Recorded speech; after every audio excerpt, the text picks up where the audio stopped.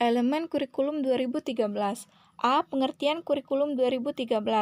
Menurut paparan Kemendikbud sendiri, kurikulum 2013 adalah kumpulan komponen perencanaan dan pengaturan yang mencakup isi, tujuan, dan bahan dari pelajaran, serta cara penggunaan sebagai pedoman penyelenggaraan kegiatan pembelajaran. B. Tujuan kurikulum 2013. Kurikulum 2013 dirancang dengan tujuan yang berorientasi pada pemahaman, kemampuan yang mumpuni, dan pendidikan karakter. Kurikulum ini dimaksud untuk meningkatkan pemahaman siswa terhadap materi yang disampaikan, aktif partisipasi dalam kegiatan pembelajaran, baik melalui diskusi maupun presentasi, di samping memiliki sopan santun, disiplin yang tinggi. C. Elemen-elemen perubahan kurikulum 2013. 1. Standar kompetensi kelulusan atau SKL. Dalam kompetensi kelulusan, terdapat perubahan secara kultural, holistik, yang didukung oleh semua materi atau mapel terintegrasi secara vertikal maupun horizontal. 2. Standar isi atau SI. Perubahan pada materi pembelajaran dikembangkan sesuai dengan basis kompetensi sehingga dapat memenuhi aspek kesesuaian dan kecakupan. 3. Standar proses.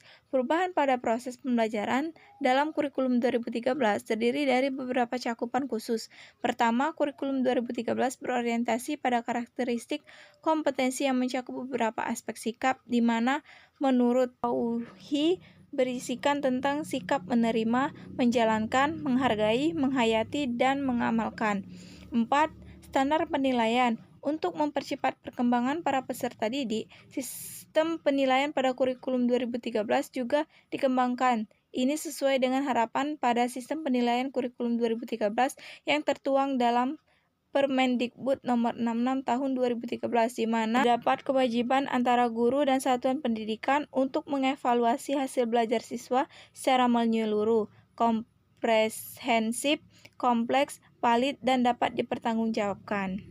B. Kurikulum darurat.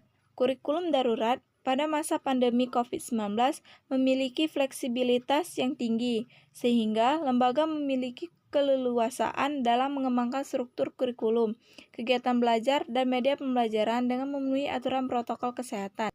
Struktur kurikulum sampai ke tahap penilaian. 1. Struktur kurikulum di masa darurat mereduksi dari kurikulum 2013 atau K13, menyangkut jumlah jam mata pelajaran dan durasi waktu.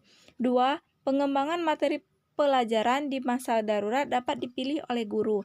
Materi pelajaran mana yang akan menjadi prioritas dalam pembelajaran dan yang mana yang dapat dipelajari siswa secara mandiri. 3. Model dan metode pembelajaran dipilih oleh guru disesuaikan dengan kondisi darurat yang memungkinkan dapat mencapai tujuan pembelajaran. 4. Media dan sumber belajar dapat menggunakan sumber dan media apapun yang memang disesuaikan dengan kondisi darurat. 5. Perencanaan pembelajaran atau RPP harus disusun oleh guru. Dalam menyusun RPP, guru harus merujuk pada SKL, KI, KD, dan indikator pencapaian yang diturunkan dari KD. 6. Kegiatan pembelajaran harus memperhatikan berbagai aspek dan regulasi, salah satunya yaitu SKB 4 Menteri, atau Menteri Pendidikan, Menteri Agama, Menteri Kesehatan, dan Menteri Dalam Negeri. 7. Bentuk penilaian hasil belajar pada masa darurat ini disesuaikan dengan kondisi infrastruktur pendukung masing-masing lembaga pendidikan.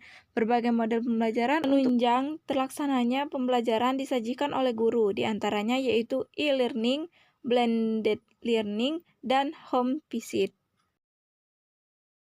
C. Elemen kurikulum merdeka. Kurikulum merdeka belajar pada dasar struktur kurikulum merupakan bagian paling penting dalam kurikulum itu sendiri, karena agar dapat menganalisis kebutuhan dan menjalankan kurikulum sesuai dengan kenyataan lapangan. Kurikulum merdeka mengutamakan pengembangan karakter melalui konten pada pembelajaran dan profil pelajar Pancasila, Kemendikbud Ristek, membuat prinsip kurikulum merdeka dan diadopsi oleh Valerly, yaitu terbagi menjadi 4 prinsip merdeka, yaitu 1. Mengubah USBN menjadi asesmen kompetensi. 2. Menggantikan ujian nasional atau UN menjadi asesmen kompetensi minimum dan survei karakter.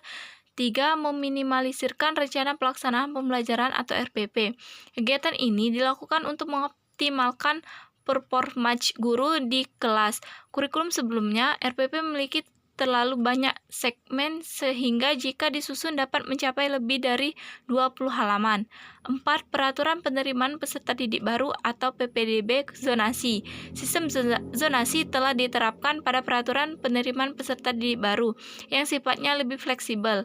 Rencana peraturan sebelumnya membagi PPDB sistem zonasi menjadi 3, yaitu jalur zonasi 80%, jalur prestasi 15%, jalur perpindahan 5%, sedangkan rancangan peraturan terbaru menjadi 4, yaitu jalur zonasi 50%, jalur afirmasi 15%, jalur perpindahan 5%, jalur prestasi 0,30%.